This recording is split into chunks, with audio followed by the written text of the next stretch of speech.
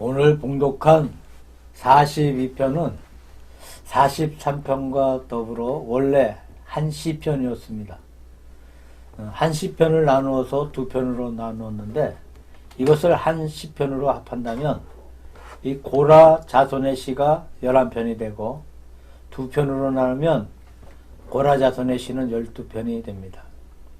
제 2권에는 고라 자손의 시와 아삽의 시가 각각 12편이고 또 다윗의 시가 22편이고 솔로몬과 에단의 시가 각각 한 편씩입니다. 고라 자손과 아삽은 다윗 시대에 활동한 이 궁중의 악장이므로 왕의 명을 받아서 음악을 관장하고 성가를 지휘하고 음악을 편찬하는 일에 종사했습니다. 그래서 본문에 나와 있는 것처럼 고라 자손의 시도 사실은 고라 자손이 독창적으로 지은 시가 아니고 다윗이 이런 시를 지으라고 명하면 거기에 따라 지은 시편으로 보고 있어요. 또 한 가지 생각해 보면 고라의 문제입니다. 고라는 레위 지파의 사람으로 이스라엘 백성이 애굽에서 나와서 광야로 갈 때에 민수기 16장에 보니까 자기의 자손들을 250명을 거느리고 모세에게 반항을 합니다. 그러다가 땅이 갈라지고 고라의 자손들 전부 다 산채로 땅속에 묻혀버리는 그런 기사가 나옵니다. 그래서 고라는 반역자로서 알려진 사람이에요. 하나님께서 모세를 통해서 이스라엘 민족을 구원하셔서 애굽에서 나오게 하시고 광야를 거쳐 가나안까지 인도해 주시는데 그 도중에 어려움을 참지 못하고 고라 자손들은 자기들의 당파를 만들어서 우리가 애굽으로 돌아가자 라고 하는 주장을 합니다. 모세가 하는 말이 너희가 하나님의 편인지 우리가 하나님의 편인지 오직 하나님의 뜻을 기다려보자. 그래야 하나님 앞에 기도하는 가운데 땅이 열려서 고라의 자손들이 다 땅속에 삼킨 바 되었다는 기사가 나옵니다. 그렇다면 고라, 이 고라라는 이름은 뭐냐면 기회. 이 고라는 감히 하나님의 일을 거역하는 마귀의 상징이라고 할 수가 있죠. 그때 고라의 자손들이 전부 다 완전히 멸망한 것이 아니고 일부가 살아남아 있는 사람들이 있었는데 이 살아남아 있는 사람들은 비록 고라의 자손이지만 이 고라를 따라가지 아니하고 모세의 말을 순종하고 고라의 자손 가운데서 살아남았습니다. 그래서 이 사람들은 그 후에 충성스럽게 모세를 잘 섬겼고 물론 그들은 다 가나안 땅에 들어갔습니다. 그 후에 다윗에게 대단히 중요시되는 그런 인물이 되었고 이게 말씀드린 대로 다윗의 궁중에서 음악을 관장하는 악장이 되고 노래하는 사람들이 되었다는 사실입니다. 물론 고라 자신은 나빴지만 그렇다고 해서 고라의 자손 전체가 나쁜 것은 아닙니다.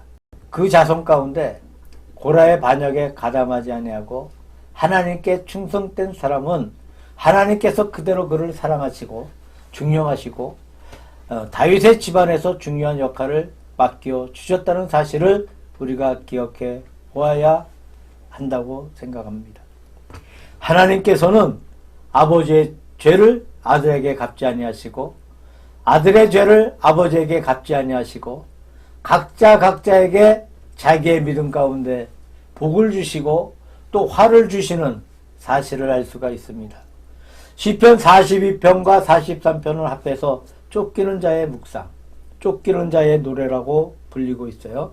성경에 보게 되면 다윗이 압살롬의 반란에서 도망쳐갈 때에 요단강을 건너갔던 사건이 나옵니다. 이 요단강을 건너면서 지은 시편이라고 보고 있습니다. 그리고 그 다음에 나오는 44편은 어떤 경우에 지은 시편인지 나와 있지 않습니다만 이것도 보면 쫓기는 자의 내용이 나와 있기 때문에 42편, 43편 그리고 43편의 마지막 부분을 다 합쳐서 쫓기는 자의 기도라는 제목으로 오늘 묵상하려고 합니다.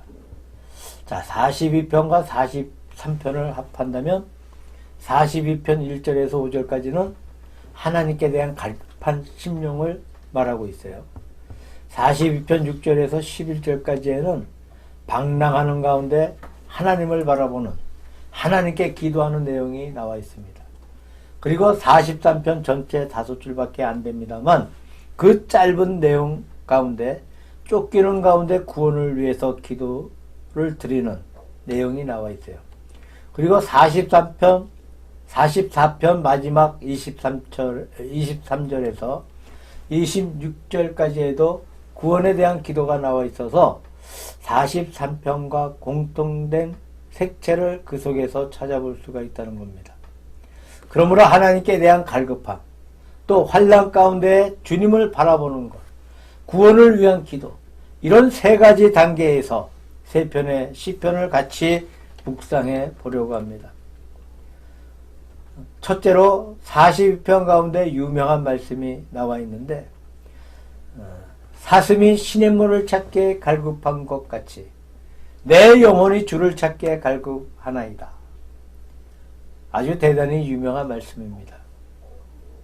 마태복음 3상 보험 가운데 예수님께서 말씀하시기를 의에 줄이고 목마른 자는 복이 있나니 저희가 배부를 것이며 하는 말씀이 있어요.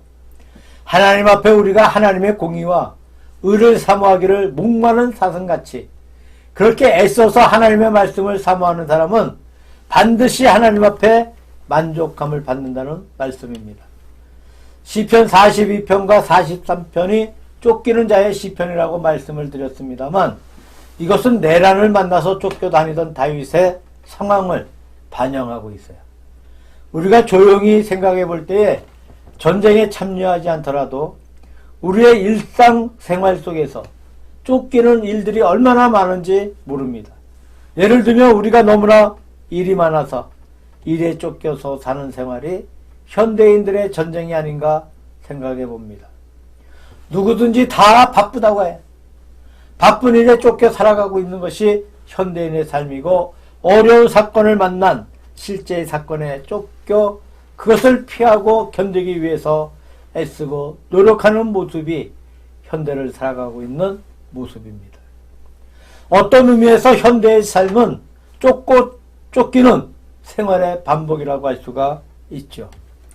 많은 사람이 피차간의 경쟁에서 쫓아가는 사람도 있고 쫓겨가는 사람도 있고 이런 식으로 사회 전체가 움직여 나가고 있는 모습을 보게 됩니다. 사업하는 것이 그렇고 우리의 삶이 그렇고 모든 것이 그래요. 그래서 극한 경쟁 시대로 볼 수가 있습니다. 예를 들면 학생들이 좋은 성적을 얻기 위해서 그저 바쁘게 경쟁하고 노력해서 좋은 성적을 얻어야만 앞으로 잘 될 수 있다고 하는 생각에서 피차간에 쫓기는 가운데 있습니다. 누가 1등을 하느냐, 누가 뒤따라가느냐 하는 것을 볼 수가 있습니다. 사업하는 사람들도 그래요. 똑같은 종류가 너무나 많아서 더 좋게, 값을 더 싸게, 더 친절하게 하지 아니하면 배겨나지 못하는, 쫓기고 쫓는 이런 것이 바로 사업의 현실이라고 할 수가 있습니다. 지금의 전 세계는 공산주의 세계, 러시아, 중국, 북한 그리고 자유주의 세계로 양분이 되어서 피차간에 쫓기고 있습니다. 누가 먼저 과학을 발전시키고 어느 누가 훌륭한 미사일을 많이 가지느냐, 핵미사일은 어느 나라가 더 많으냐, 이런 식으로 피차간에 치열한 경쟁을 벌이고 있는 것이 오늘의 세상입니다. 이런 경우에 쫓길 때 사람은 무엇을 하고 있느냐는 말입니다. 학생이 학생으로서 공부하는 데 쫓기는 것이나 사업가는 사업 때문에 쫓기는 것이나 미국, 러시아, 중국, 우리나라와 북한 등이 이 양대 사상으로 대립해서 쫓기는 마당에 무엇을 생각할 수 있겠습니까? 다만 내가 승리를 거둔다. 내가 적을 능가한다. 내가 앞서 나가야 한다. 라고 하는 생각을 할 뿐입니다. 그 이상 다른 생각이 있을 수가 없다고 생각합니다.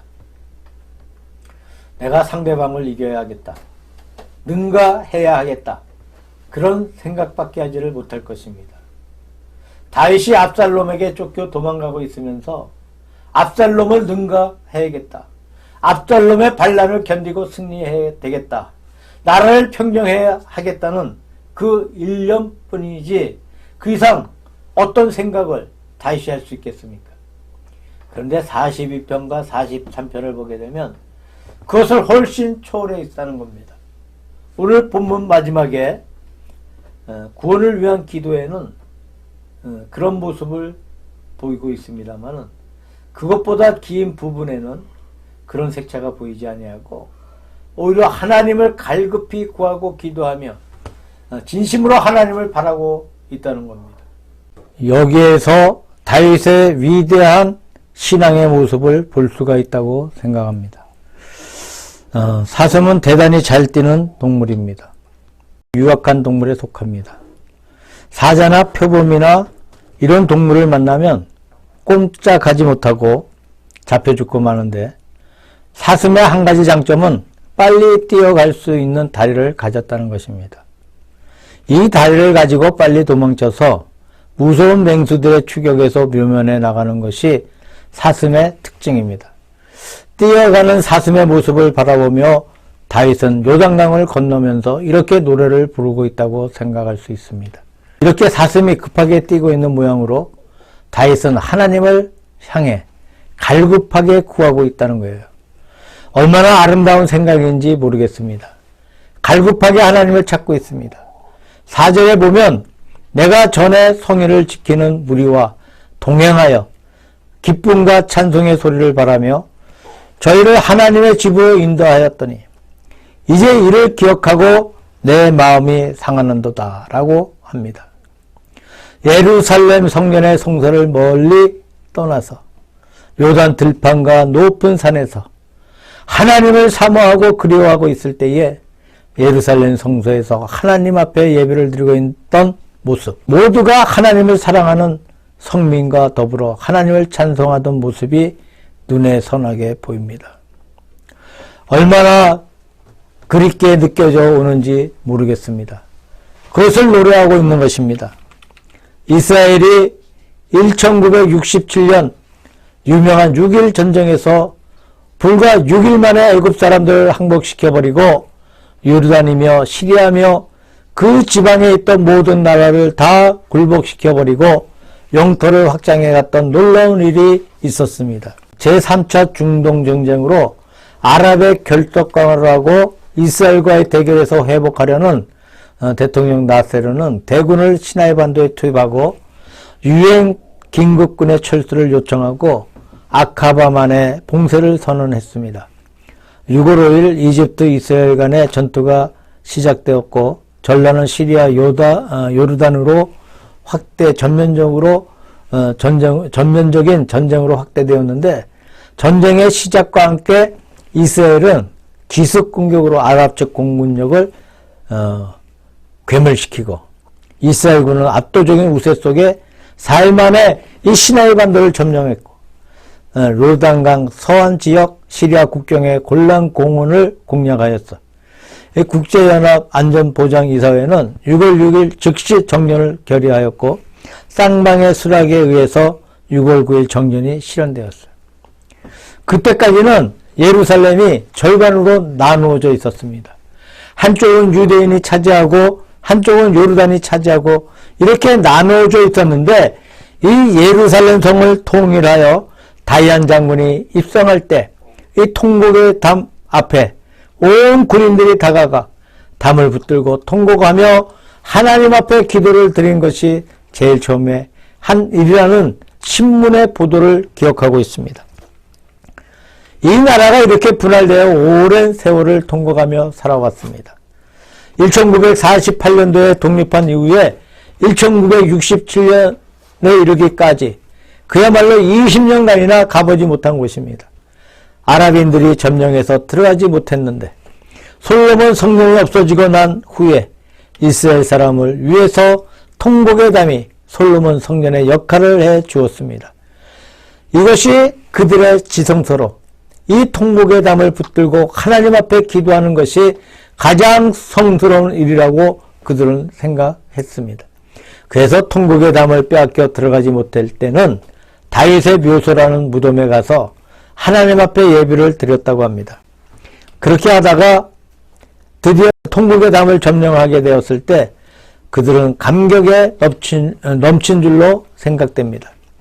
이 통곡의 담은 주전 520년경에 스룹바벨이 제2성전을 세울 때 그때 세웠던 담으로 지금까지 남아 있습니다. 그 안에 있던 성전이 다 없어져 버리고 다 파괴되어 버리고 나라가 다 망했을 때 그들은 그 담을 붙들고 그렇게 그리워하면서 하나님 앞에 기도를 드렸습니다. 거기에는 화려한 옛날에 솔로몬 성전이 있었습니다. 그 성전이 느부갓네살의 공격으로 파괴가 되어버리고 허물어져 버렸습니다. 그 후에 스룹바벨 때 돌아와 성전을 재건했는데 물론 솔로몬의 전에 비해 너무나 초라한 것이었습니다. 그러나 그것도 없어지고 말았어요. 담이 동서, 남북 네 담이 있었는데 그 중에 세 담은 없어지고 말았습니다. 남아있는 것은 서쪽의 담인데 서민들이 만든 것이라고 합니다. 거기 하나 겨우 남아있어요. 그런데 그것을 붙들고 그렇게 좋아하고 그렇게 감격해하고 그렇게 그리워하는 것입니다. 이것이 우리에게 무엇을 말하고 있습니까? 우리가 평소에 하나님 앞에 예배를 드리고 있기는 하지만 그 예배가 형식적인 예배가 될 때가 너무나 많습니다. 무엇인지 불만일 때가 참 많이 있습니다. 무엇인지 거기에 안 좋다 하는 느낌을 지적하면서 반대하고 비판할 때가 참 많이인 줄로 생각됩니다. 그런데 막상 피난생활 가운데 그 성전을 떠나 사는 사람들에게는 아무리 부족하더라도 그 전이 너무나 그립고 그 전이 없으면 그 담이라도 그립고 담이 다 있는데 그것이 아니라 그 일부밖에 없는데도 그렇게 그리워서 사모합니다. 다윗은 피난길에서 하나님께 예배드리면서 성소에서 예배하던 그것을 갈급하게 사모하고 그리워하고 내 마음이 상한다고 말합니다. 마음에 그것을 너무나 사모하기 때문에 마음의 상처가 되었다는 이야기예요. 피난 도중에 자기의 불편함이나 자기의 어려운 것을 호소하는 것이 아닙니다. 하나님 앞에 예배드렸던 그날을 기억하면서 이렇게 호소하고 그리워하고 사모한다는 이야기입니다. 이것이 다윗의 위대한 신앙이었습니다. 우리는 정말 쫓기는 자의 생활을 할 때에 어려운 문제가 있을 때에 그 중에 하나님을 그리워하고 하나님을 사모하는 것을 첫 번째에 두고 갈급해하는 다윗의 신앙을 배워야 한다고 생각합니다. 두 번째로 시편 42편 6절에서 11절까지는 이 방랑 중에서 하나님을 바라보고 또는 주님을 묵상한다는 말씀입니다. 요단 땅과 헤르몬 산과 미살산에서 주를 기억하나이다. 6절에 이 말씀이 기록되어 있어요. 이 말씀을 말씀드린 대로 다윗이 요단강을 건너면서 지은 시가 아니겠느냐고 추측하는 근거가 됩니다. 요단 들판에서 주님을 묵상하고 더 멀리 올라갔을 때 저 성지의 북방에 가면 갈릴리 바다가 있고 또 북방에 헤르본 산이 있습니다. 헤르본 산의 뜻이 작은 산이라는 뜻이에요. 그 부근에 있던 작은 산으로 보고 있습니다만 그 산에서 주님을 기억하고 있다는 사실을 말합니다. 문자 그대로 다윗은 방랑의 길에 있습니다.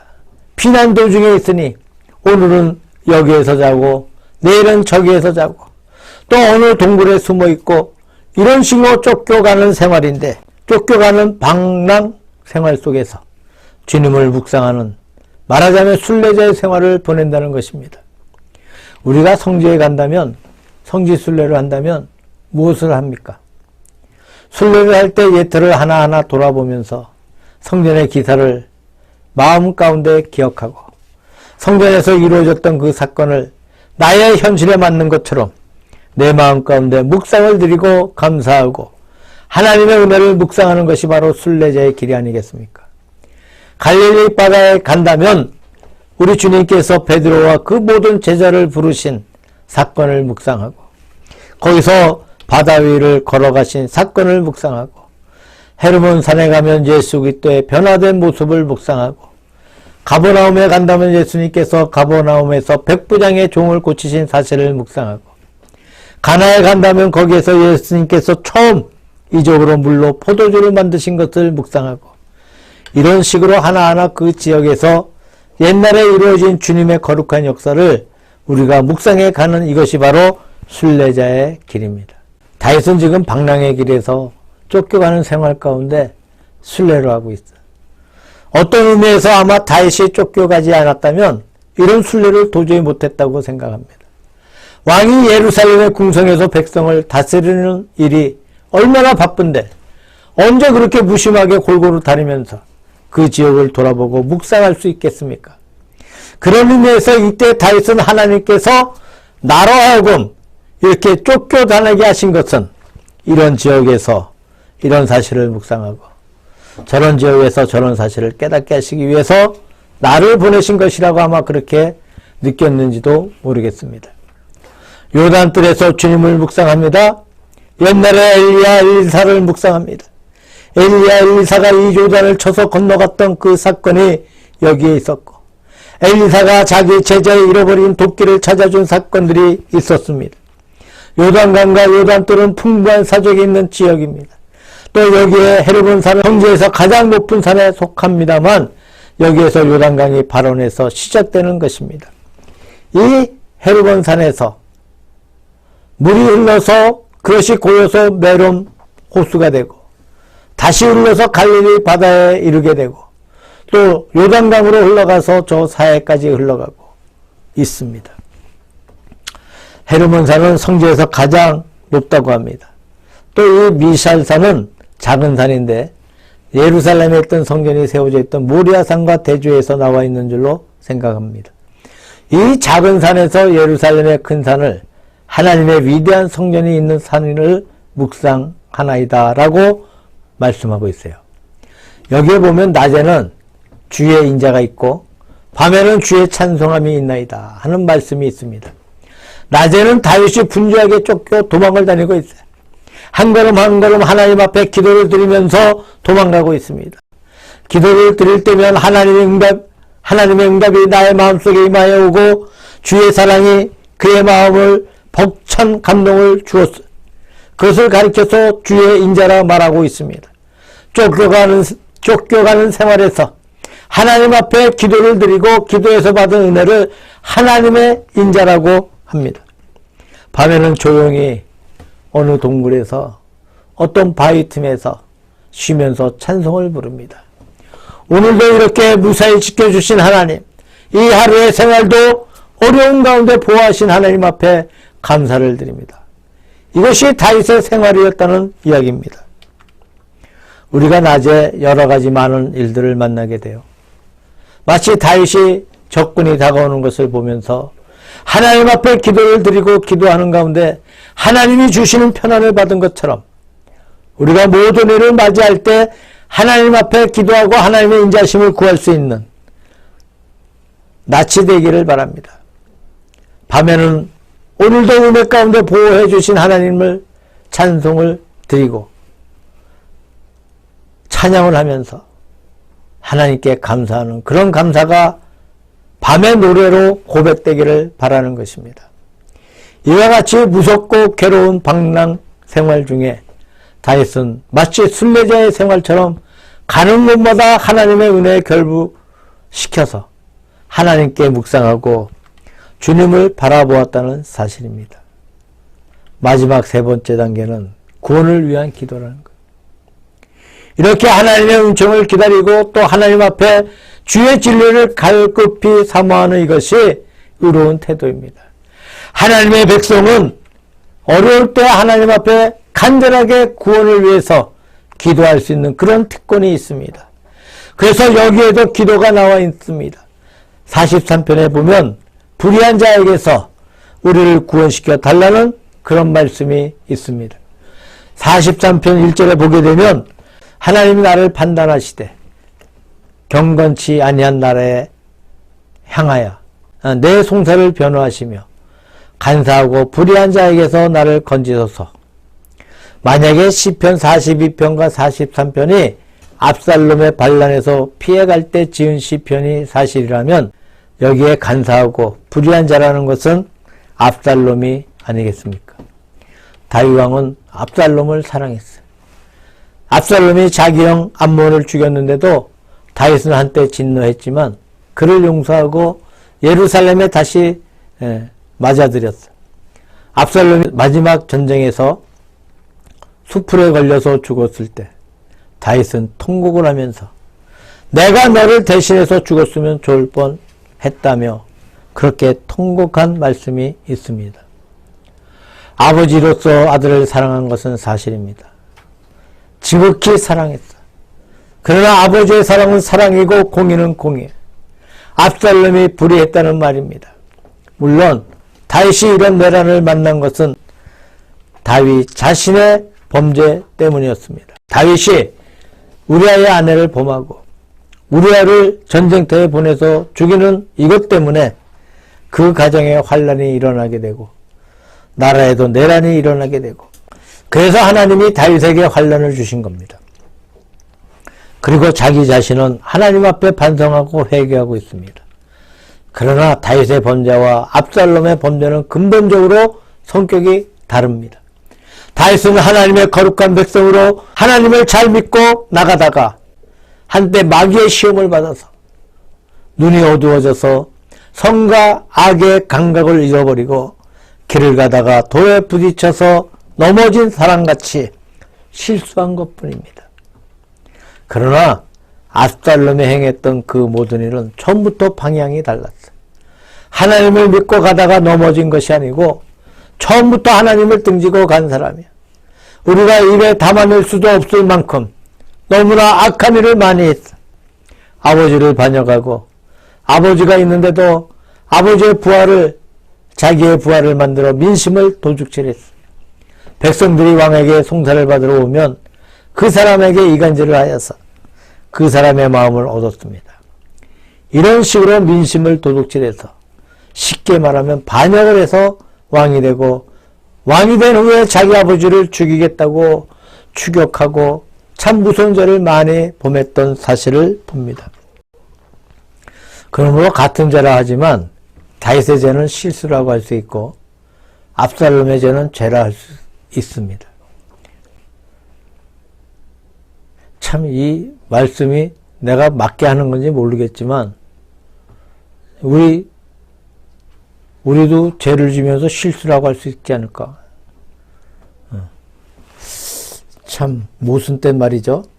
마치 신약에서 베드로가 예수님을 모른다고 했어요. 베드로도 예수님께 죄를 지었습니다. 이것은 베드로가 실수한 거예요. 압살롬은 실수했다고 할 수가 없어. 처음부터 방향이 달라. 다윗은 불의한 자에게서 나를 구원시켜 주옵소서. 하나님을 알지 못한 불신앙의 세계에서 하나님을 알지 못하여 불의와 간사한 것을 마음대로 자행하는 이런 손길에서 나를 건져 주옵소서 하고 기도하고 있습니다. 그러므로 다윗의 기도는 단순히 자기가 무사하기를 원하는 것이 아니고 하나님의 은총 가운데 의로운 길에 서게 해달라는, 불의한 길을 막아달라는 의와 불의에 관한 내용이 다윗의 기도의 골자인 것을 볼 수가 있습니다. 여기에 한 가지 재미있는 글자가 있습니다. 43편 3절에 보게 되면 이런 말이 있어. 그런즉 내가 하나님의 단에 나아가 나의 큰 극락의 하나님께 이르리라. 이 개혁성경이에요. 이 개혁개정은 기쁨의 하나님께 이르리라. 그런 말씀이 나와요. 여기 이 개혁성경, 여기 극락이라고 한 그 뜻이 원래는 뭐냐면 기쁨, 즐거움, 환희, 쉬무하, 여성명사야. 기쁨, 즐거움이에요.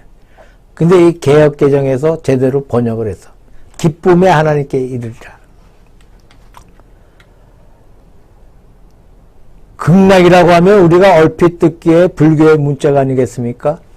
물론 이것은 번역을 그렇게 한 것뿐입니다만 이 극락이란 말은 불교에서 자주 쓰는 말인데 극락은 문자 그대로 극히 좋은 것, 아주 좋은 것, 이것을 극락의 세계라고 합니다. 그런데 여기에서 불교의 극락의 개념과 성경의 극락의 개념에는 이 큰 차이가 있어. 불교에서 극락이란 것은 무의 세계야. 예를 들면 사람이 세상에서 살아갈 때 배가 고플 때 밥을 먹는 것은 좋은 겁니다. 어려운 큰 문제가 있을 때 문제를 해결했습니다. 좋은 것입니다. 큰 걱정거리가 해소되었습니다. 좋은 것입니다. 그래서 좋다고 축하하고 친구를 불러서 한턱 먹여주고 좋은 표시로 웃고 춤추고 합니다. 이것을 불교에서 해석하기를 그렇게 기뻐하고 노래를 부르고 춤추는 것은 좋게 보이지만 역시 괴로운 것이다. 그렇게 보고 있어. 내가 좋으니 춤을 춰야 하고 노래를 불러야 하는 그것이 괴로운 것이다는 말입니다. 그것은 낙은 낙인데 보통 낙이야. 극락은 무엇이냐? 노래도 부르지 않고 춤도 추지 아니하는 그런 경지. 그것이 극락의 세계입니다. 사람은 조금 기쁘면 웃고 아주 기쁘면 웃지 아니한다는 말도 있습니다만 그것이 해탈의 세계입니다. 내가 돌을 깨달을 때 느끼는 세계는 호호 웃고 기뻐하는 세계가 아니거든요. 그것을 극락의 세계라고 합니다. 그렇다고 한다면 본문에 나와 있는 극락은 무엇입니까? 여기에는 하나님이 대상이 되고 있어요. 하나님이 대화하고 있는 대상이 되고 있습니다. 극락이 무엇이냐? 불교의 극락은 혼자서 깨닫고 내가 자각해서 도를 깨달아서 혼자서 만족한다. 그것이 극락이에요. 그러나 그것은 참된 극락이 아닙니다. 하나님을 발견하고 하나님께 말씀을 드리는 대상이 있는 즐거움. 하나님을 발견해서 하나님과 신비한 관계를 맺는 이것이 극락이라는 거예요. 예를 들면 아주 사랑하는 친구를 만났다거나 사랑하는 사람을 반갑게 만나서 자기의 모든 통사정을 말할 수 있고 그의 말을 들을 수 있다고 한다면 아름다운 교제입니다. 이런 것처럼 지극히 높으신 하나님을 만나 배우게 되고 하나님의 음성을 듣게 되고 하나님께 내 사정을 알게 되는 이것이 바로 여기에 나와 있는 극락이라는 거예요. 그러니까 불교의 극락은 나 혼자만의 극락이고 기독교의 극락은 하나님을 만나서 기뻐하는 극락이라고 할 수 있는 줄로 믿습니다. 이것이 극락의 세계, 이것이 기도의 세계입니다. 기도의 가장 높은 최고봉이라고 할 수 있겠습니다. 그래서 하나님 앞에 부르짖고 간구하면서 다윗은 자기의 어려운 상태에서 구원시켜 주시기를 간구하고 있어요. 여기에 거룩한 아름다운 신앙의 모습이 있는 것이죠. 우리는 오늘도 분주하고 바쁜 생활을 무사히 지내왔습니다만 모든 생활이 이제 처음 말씀드린 대로 쫓기는 생활이라는 거예요. 이런 쫓기는 생활에서 쫓기는 자체에 몰두해서 여유가 없는 생애를 보낼 때가 여유 없는 삶을 보낼 때가 얼마나 많은지 몰라요. 다윗의 생활은 여유 있는 생활이라고 할 수 있어요. 환난 중에서 도망을 다니면서 하나님을 열렬히 사모하고 목마른 사슴이 시냇물을 사모하듯이 하나님을 열렬히 사모합니다. 자신이 가는 곳곳에 성경을 묵상하고 하나님의 뜻을 묵상하는 순례자의 생활을 보냅니다.